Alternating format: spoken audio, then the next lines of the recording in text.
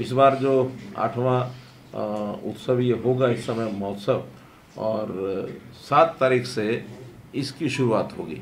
जैसे पहले एक सरस मेला लगता है जिसमें आर्ट्स एंड क्राफ्ट्स के नाते, शिल्प और सरस नाते से बहुत से कलाकार अपने अपने प्रोडक्ट्स को, कृतियों को लेकर के वहाँ आते हैं, तो उनको वहाँ स्थान भी हैं, दुकानें हैं, वो सब दी जाती हैं। उसका एक सिस्टम है, 700-800 के लगभग वहाँ दुकानें हैं, उस पर वो आते हैं, लोग उसमें आना जाना शुरू करते हैं, बहुत से अपने उपयोग की चीज़ों को खरीदना भी शुरू करते हैं। कुछ सांस्कृतिक दृष्टि से कुछ अलग अलग प्रदेशों की उसमें जब चीज़ें आती तो हमारा उनका एक कल्चरल संबंध भी बनता है, जुड़ता है। तो वो अभी 7 तारीख से शुरू हो रहा है, 2 दिन के बाद, और 24 तारीख तक कुल मिलाकर के सारी चीज़ें चलेंगी। मुख्य जो ये उत्सव है 17 तारीख से शुरू होगा। 17 से लेकर के 24 तक वो जो 8 दिन हैं उसमें बड़े कार्यक्रम सभी होने वाले हैं। हर वर्ष हम उसमें कोई एक पार्टनर स्टेट, एक राज्य को अपना सहयोगी राज्य बनाते हैं। तो इस बार असम जो है वो हमारा सहयोगी राज्य है। असम के मुख्यमंत्री से मेरी बात हुई थी, उन्होंने कहा कि ठीक है, हमारी टीम भी वहाँ आएगी, व्यवस्थाएं करेंगे, और वो स्वयं भी किसी एक दिन वो ज़रूर आने वाले हैं, उनका कार्यक्रम तय होगा। तो उनका अपना पेविलियन भी होगा, उनके वहाँ के शिल्प, वहाँ का खान पान, वहाँ का रहन सहन, उस नाते से असम का इस बार प्रभाव वहाँ निश्चित रूप से दिखेगा। उपराष्ट्रपति जी आ रहे हैं 17 दिसंबर को, उनकी सहमति मिल गई है, तो उन्हीं के आगमन पर विधिवत प्रारंभ जो इस उत्सव का, उस पूजन के, गीता यज्ञ पूजन के साथ वो शुरू होगा। और उसी दिन कुरुक्षेत्र विश्वविद्यालय में 3 दिवसीय अंतर्राष्ट्रीय गीता संगोष्ठी 17, 18, 19 ये 3 दिन की संगोष्ठी होगी, और उसमें गीता के ऊपर जितने भी व्याख्यान वहाँ दिए जा सकते हैं, जितना लोगों ने अध्ययन किया हुआ, स्कॉलर्स जो हैं उस संगोष्ठी में आकर के और वो अपनी ओर से विषय रखते हैं। हरियाणा का जो अलग से एक पैविलियन बनता है हर बार, इस बार भी उभरेगा। हरियाणा का लोक नृत्य है, हरियाणा का खान पान है, हरियाणा के जो विशेषताएं हैं वो दुनिया के लोगों को और बाकी देश के लोगों को भी उसका सबकी जानकारी मिले, तो उस नाते से एक प्रदर्शनी अलग से भी वहाँ लगाई जाएगी। इस सारे में भागीदारी जो है राष्ट्रीय स्तर के ऊपर Indian council of cultural relations ICCR, उनकी भी भागीदारी जो इसमें रहती है, और उनको भी उन्होंने बुलाया है, अपनी ओर से विषय लाएंगे। हर एक जिले में 3 दिन का गीता उत्सव का एक स्वरूप होता, तो छोटा स्वरूप है, 3 दिन में शोभा यात्रा निकालते हैं, एक संगोष्ठी करते हैं, उत्सव करते हैं, लेकिन हर जिले के अंदर कहा जाता है। इस बार भी 2 दिन का है, 22 और 23 दिसंबर को सब जिलों में ये कार्यक्रम किए जाएंगे। हर दिन जैसे सायंकाल ब्रह्मसोर के ऊपर भजन संध्या होती है, गीता आरती होती है, तो वो कार्यक्रम भी लगातार एक भव्य आरती हर दिन वहाँ होगी। उसका स्वरूप हर बार धीरे धीरे निखर करके आ रहा है, संख्या उसकी बढ़ रही है। दीपोत्सव, उसका भी स्वरूप ये बड़ा होता जा रहा है। तो ऐसा शाम को एक अच्छा कार्यक्रम हर दिन होता है। 22 दिसंबर को वहाँ पुरुषोत्तमपुरा बाग में संत सम्मेलन हर वर्ष होता है, तो इस बार भी 22 तारीख को संत सम्मेलन होगा। जितने देश भर के संत हैं, विदेशों से भी कुछ लोग आते हैं, उनका एक सम्मेलन वहाँ रहता है, स्कॉलर्स भी आते हैं, और संतों की भूमिका समाज में क्या हो, समाज के सुधार के लिए, समाज में जो फैलती कुरीतियाँ हैं, बुराइयाँ हैं, उनको दूर करने के लिए, जैसे हमने इस बार संतों से निवेदन किया था, पीछे 5 मई को स्वामी जी इसमें आए थे, बाकी लोग भी, हमने हरियाणा में विशेष तौर पर नशा मुक्ति के लिए आह्वान किया था, और मुझे बड़ी खुशी है संतों ने, सब ने कोई ना कोई किसी न किसी रूप में इन कार्यक्रमों को अडॉप्ट किया है कि हरियाणा में नशा कैसे रोक सकें हम। ये खास करके जो मादक पदार्थों का सेवन, ड्रग्स, इसका एक बहुत बड़ा प्रचलन ऐसा होता जा रहा है। इसको रोकने के लिए भी मैं आशा करता हूँ, मुझे पता तो नहीं है कि संत सम्मेलन विषय क्या क्या रखे हैं, लेकिन एक विषय ज़रूर वहाँ उस दिन रखा जाए, ऐसा मेरा स्वामी जी से निवेदन है। इस जो हमारा कुरुक्षेत्र है, इसका जितने भी महाभारत के समय के स्थान हैं, 48 कोस में ये स्थान फैले हुए हैं। अभी तक 134 स्थानों की एक सूची थी, लेकिन 2 साल पहले और नए स्थानों की खोज भी हुई। इतिहास में, साहित्य में बहुत चीज़ें लिखी हुई, 30 नए स्थान जोड़ करके अब वो स्थान 164 हो गए हैं। तो ऐसे 164 स्थानों पर भी वहाँ ग्रामीण क्षेत्रों में समितियाँ बनी हैं। हर जगह पर सरोवर है, हर जगह पर मंदिर है, हर जगह पर विकास की चीज़ें चल रही हैं। केडीबी के माध्यम से बजट कुछ जो इनको देते हैं, ये भी जहाँ आवश्यकता होती है वहाँ निर्माण कार्य कराते हैं। तो उस दिन उन सब 164 स्थानों की जो समितियाँ हैं उनको भी बुला करके और एक सम्मेलन जो है उनका 23 दिसंबर को ये कुरुक्षेत्र विश्वविद्यालय में उनके समितियों के जो प्रतिनिधि आएंगे। और विशेष बात यह है कि उनको कहा गया कि अपने अपने तीर्थ की मिट्टी और जल वो लेकर आएँ। बाद में ऐसा भी विचार है कि उस मिट्टी और जल से भगवान श्री कृष्ण जी की एक बड़ी प्रतिमा ये बनाई जाए और कुरुक्षेत्र में ही स्थापित की जाए। तो इस प्रकार का एक आह्वान उनको ये किया है। 23 को ही दोपहर के समय, जैसा हर वर्ष करते हैं, इस बार भी 18,000 बच्चे सामूहिक सांघिक गीता श्लोक उसका उच्चारण करेंगे। और उसमें हाँ स्थानीय तौर पर तो होंगे ही, ऑनलाइन जुड़ा हुआ होगा कार्यक्रम, बाहर के लोग भी उसमें साथ जुड़ करके उसी समय वो या तो उसके दर्शन कर सकते हैं, देख सकते हैं, सांघिक बोलना हो तो बुलवा भी सकते हैं। लेकिन स्थानीय तौर पर वहाँ मैदान में जो थीम पार्क है कुरुक्षेत्र का, 18,000 बच्चे सांघिक गीता का श्लोक, गीता पाठ ये सब करेंगे।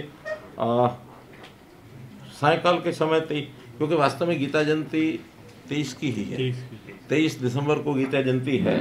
लेकिन एक नया इस बार एक परंपरा शुरू की है कि जिस सप्ताह में गीता जयंती होगी कार्यक्रम उस सप्ताह के रविवार तक चलेंगे। तो 24 को क्योंकि रविवार है इसलिए और लोगों का फुटफॉल ज़्यादा आ जाए, बाद में भी लोग आते हैं तो कम से कम बाकी चीज़ें उस दिन सामान्य कार्यक्रम होते ही हैं। गीता यानी आरती भी होती है, वो सरस मेला, बाजार वो सारे लगे होते हैं। और उस दिन भी हमें उम्मीद है कि संडे रविवार होने के कारण से लोग काफ़ी आएंगे। तो विधिवत तो गीता जयंती का दिन है 23 दिसंबर, लेकिन समापन इसका होगा 24 दिसंबर को। तो 23 दिसंबर को ब्रह्म सरोवर के ऊपर दीपोत्सव होगा और उस दीपोत्सव में भी प्रदर्शनियाँ भी वहाँ होंगी और बड़े मात्रा में दीप जलाए जाएँ। तो उसकी संख्या तो कोई निश्चित किएगा नहीं, ये कोई अभी नहीं। क्या केडीबी ने कुछ किया? 1 लाख के करीब दीप जो वहाँ जलाए जाए। अलग अलग संस्थाओं को कहा जाता है, उनको घाट और उनका एरिया बांट दिया जाता है कि वो अपने एरिया में आकर के कोई 1,000, कोई 2,000, कोई 3,000 जितने दीपक वहाँ जलाना चाहें वो ला के अपने अनुयायियों को लाते हैं। या कुछ विद्यालय कॉलेज वो भी होते हैं, बड़े बच्चों को ला के शाम को, और एक अच्छा दीपावली का जो माहौल होता है वो दीपोत्सव का कार्यक्रम 23 तारीख को होगा। एक ऑनलाइन गीता प्रश्नोत्तरी जो वास्तव में 26 नवंबर से शुरू हुई थी और वो 6 दिसंबर कल तक चलने वाली है। और उसके अंदर भी लगभग जो ऑनलाइन उनका रजिस्ट्रेशन हुआ है 70,000 लोगों ने उसमें अपना रजिस्ट्रेशन कराया है, वो उसमें भाग ले रहे हैं। अब उसका स्वरूप क्या है गीता प्रश्नोत्तरी का बताएंगे आप? क्या है उसमें? ऑनलाइन माध्यम से ही स्टूडेंट्स के लिए और वयस्कों के लिए अलग अलग प्राइज रखे गए हैं, जिसमें 5-5 प्राइज दोनों के लिए रहते हैं। और पार्टनर स्टेट आसाम के लिए इसी तरह से दोनों के लिए अलग अलग और है। तो ऐसे 20 प्राइज जो है वो प्रतिदिन हम देते हैं। प्रतिदिन? बहुत अच्छी बात है कि 26 से लेकर 3 तारीख तक जो गीता के श्लोक का भाग उसमें लेते हैं ऑनलाइन, तो उसको उनको साथ में ही डिक्लेयर कर देते हैं कि वो उनको प्राइज बाद में भेजते हैं। ठीक है। इसी प्रकार इस बार एक गीता मैराथन ये भी कराई गई कुरुक्षेत्र के अंदर 3 तारीख को, उसका क्या परिणाम रहा है? उसमें बच्चे पार्टिसिपेट किए जी, 1000 टोटल पार्टिसिपेंट्स थे। तो उसमें 5-5 प्राइज उनके 31,000, 21,000 और 11,000 और 11,100 के 4 पुरस्कार।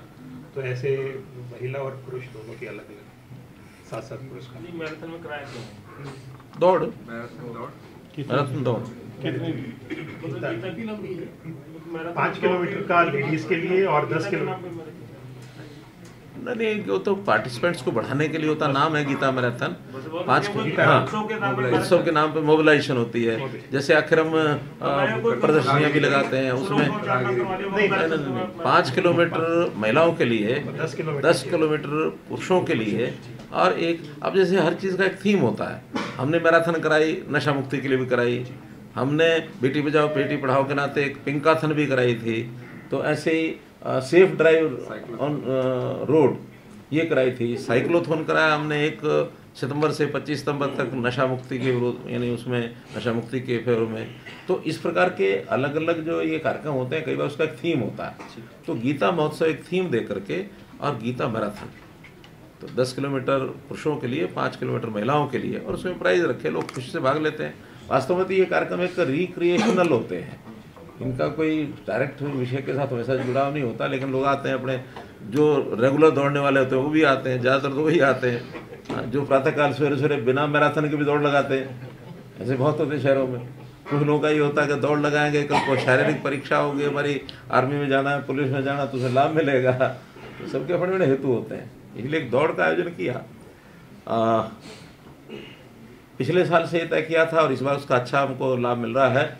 अलग अलग संस्थाओं को कहा कि वो अपने प्रदर्शनियाँ लगाएं, अपने स्टॉल लगाएं, और वहाँ पर उनके संत महात्मा आकर के 3 दिन, 5 दिन, 7 दिन जितना रुकना चाहें वो रुकें। उनकी व्यवस्था हम करेंगे, उनको स्थान देंगे, और जो उनकी बिजली है या बाकी है व्यवस्था सारी करेंगे।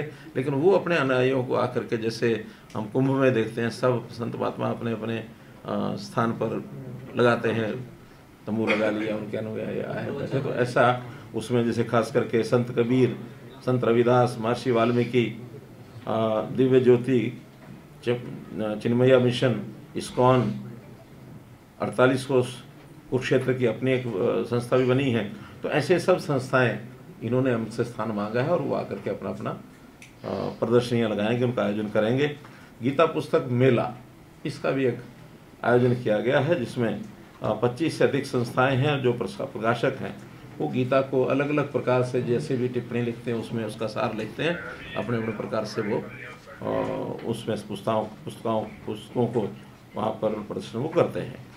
वहाँ पर बच्चों के लिए, महिलाओं के लिए, या जो लोग फन फेयर में भाग लेते हैं, स्पोर्ट्स में, एरो स्पोर्ट्स, जैसे इस बार वो आया ना कि हमने पैसा उनसे लिया है, बैलून वो तो पिंजौर गार्डन नहीं, एक वहाँ भी कह रहे ना कि ठेका उठा है इस चीज़ का, झूलों का है। हाँ, तो झूले भी अपने आप में वो भी फन फेयर ही है। तो ऐसे फन फेयर मेलों में ये सामान्य चलते हैं, आज से नहीं चलते, प्राचीन समय से। जब छोटे होते थे तो दशहरा मैदान, दशहरे का जो मेला लगता था उसमें वो बैठ करके वो झूला झूलते थे, गोल चलते थे। तो ऐसे सब फन फेयर, इसका भी एक वहाँ व्यवस्था, पैराग्लाइडिंग, इसकी व्यवस्था। अभी जो हॉट एयर बैलून की व्यवस्था तो केवल पिंजौर में की है। अब वो थोड़ा सा कॉस्टली है, इस नाते से इन मेलों में शायद उस प्रकार की नहीं उसका रिस्पांस मिलेगा, लेकिन जो सामान्य झूले होते हैं वो झूले झुलाने वाले, और वहाँ पर बैलून का सब किया है इस पर। कहाँ? यहीं कुरुक्षेत्र आया है कोई? हाँ, चलिए, अच्छी बात है। वहाँ पर जो कलाकार हैं, रंगोली है, क्ले मॉडलिंग है, सांजी है, पॉट डेकोरेशन है, फैंसी ड्रेस है, झांकी, पोस्टर, पेंटिंग, इस प्रकार के भी जो कलाकारों के लिए एक व्यवस्था की गई कि वो अपनी कला के माध्यम से भी उसमें भाग लें। तो कुल मिलाकर आयोजन को धीरे धीरे और विस्तार दे रहे हैं, ताकि एक तो जितना ज़्यादा विस्तार देंगे, जितना ज़्यादा लोग आएंगे, पर्यटक आएंगे, उतना अपना छोटा मोटा बिजनेस व्यापार करने वाले लोग भी आते हैं। वो आते हैं तो कंट्रीब्यूशन उनका भी होता ही है, कई चीज़ों का हम ऑप्शन करते हैं। और धीरे धीरे अब ये मेला आत्मनिर्भर, यानी आर्थिक दृष्टि से, अपने खर्चे की दृष्टि से सेल्फ फाइनेंसिंग इसकी हो रही है। और ये पहला वर्ष ऐसा है कि जो अनुमान खर्चे का लगाया है उतना इसमें रेवेन्यू इनकम भी आने वाली है, ब्रेक इवन होगा। शायद केडीबी को इस बार कोई सहयोग, ग्रांट आदि न देनी पड़े, वैसे हर वर्ष देते हैं। पहले वर्ष तो कितना खर्चे हैं अनुमानित? 3-4 करोड़ कितना? करीबन इतना ही। हाँ, पिछले बार 3.25 करोड़ था, इस बार 4 तक। हाँ 3.5-4, वो तो डिपेंड करता है कितनी व्यवस्थाएं खड़ी होती हैं, ये सब बाद में लगता है। लेकिन इनके पास जैसा अब रेवेन्यू आया है, चाहे वो स्टॉल्स के पैसे आए हैं, चाहे जो फन फेयर का आया है, चाहे पार्किंग का भी ठेका उठाया है, तो अब जैसे जैसे उनको इनकम होती है उस हिसाब से अगली बार ज़्यादा आते हैं वो। तो इस बार जो आया उनका ठेका बढ़ कर के आया है, तो हमें लगता है कि इस बार शायद अपने पैरों पर ये मेला खड़ा हो जाए। और मेले वास्तव में चलते भी तभी हैं लंबे जब अपने खर्चे को अपने आप निकालें। सरकार के प्रारंभ में शुरू करने में तो किया जा सकता है, आपको ध्यान है कि नहीं ध्यान है, मुझे ध्यान में, जब पहले 2 साल हमने शुरू किया तो विपक्ष के लोगों ने बहुत शोर मचाया, बताया 100 करोड़, लेकिन हाँ कुल मिला के हमारा 10-12 करोड़ रुपए का खर्चा पहले साल में हो गया था। अच्छा, उस साल पहला ईयर था, खर्च थोड़ा ज़्यादा ही हुआ, हमें भी पता है। बाद में हमें अनुभव हो गया कि किस चीज़ का खर्चा करना, किसका नहीं करना या किसका कम किया जा सकता है। तो कम करते करते वो 3-4 करोड़ तक की खर्चा आ गया है। पिछली बार उसमें 1-1.25 करोड़ हमको डालना पड़ा था। इस बार मुझे लगता है कि केडीबी को उसमें कोई भी खर्च नहीं करना पड़ेगा और हो सकता है कि धीरे धीरे इसमें से कुछ पैसा बचना शुरू हो जाए। और जैसे शीतला माता मंदिर, मनसा देवी मंदिर, वहाँ का पैसा उनके पास बचता है तो वो सामाजिक काम करते हैं। तो मेला अथॉरिटी के सामाजिक कामों में कुरुक्षेत्र के डेवलपमेंट में पैसा लगा सकते हैं। आज तो कुरुक्षेत्र डेवलपमेंट बोर्ड वो सहायता करता है, हो सकता है मेला अथॉरिटी कल को कुरुक्षेत्र डेवलपमेंट बोर्ड को ही कुछ योगदान करे तो वो अपना विकास का काम कर सकते हैं। इसी के साथ एक चीज़ जो और बतानी है, वो मैंने स्वामी जी से बातचीत की है, वर्षों से बात तो वो चल रही है लेकिन वो फाइनल भी नहीं हो पाया था, कागजों में ही है, लेकिन इस बार उसको फाइनल करेंगे। एक इंडिपेंडेंट मेला अथॉरिटी ये बनेगी। जैसे हमारे तक कुंभ के मेले होते हैं, ऐसे वहाँ इंडिपेंडेंट अथॉरिटी होती है। सरकार केवल व्यवस्था में एक मेला अधिकारी बना देते हैं, जहाँ जो सरकारी सेवाएं हैं उनमें कोई व्यवधान ना आए। हमसे जुड़े रहने के लिए हमारे YouTube चैनल को सब्सक्राइब करें और नई वीडियो की नोटिफिकेशन के लिए बेल आइकॉन को दबाएं। अगर आप ये वीडियो Facebook पर देख रहे हैं तो लाइक जरूर करें और ज्यादा से ज्यादा शेयर करें। धन्यवाद।